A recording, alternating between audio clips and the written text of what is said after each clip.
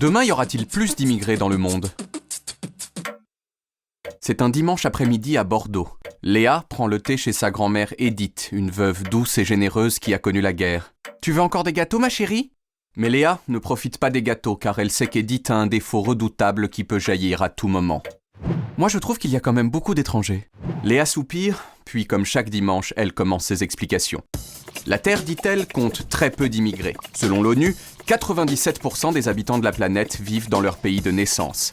Et la proportion d'immigrés reste relativement stable.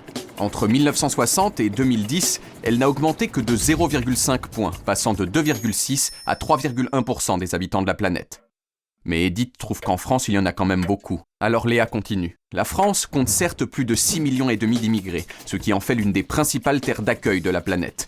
Mais ils ne représentent que 11% de la population, ce qui, en proportion, place la France très loin derrière le Qatar, qui compte 87% d'immigrés, les Émirats arabes unis et le Koweït.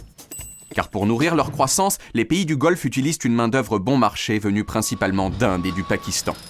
Mais Léa sait bien ce que sa grand-mère entend par « étranger » et elle aborde le sujet spontanément. 60% des étrangers vivant dans un pays d'Europe, dit Léa, sont originaires d'un autre pays d'Europe. Ils ne sont ni africains ni asiatiques.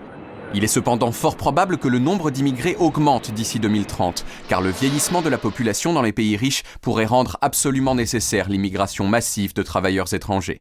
Mais la douce grand-mère ne sera plus là pour les voir. « Tu veux encore des gâteaux, ma chérie ?»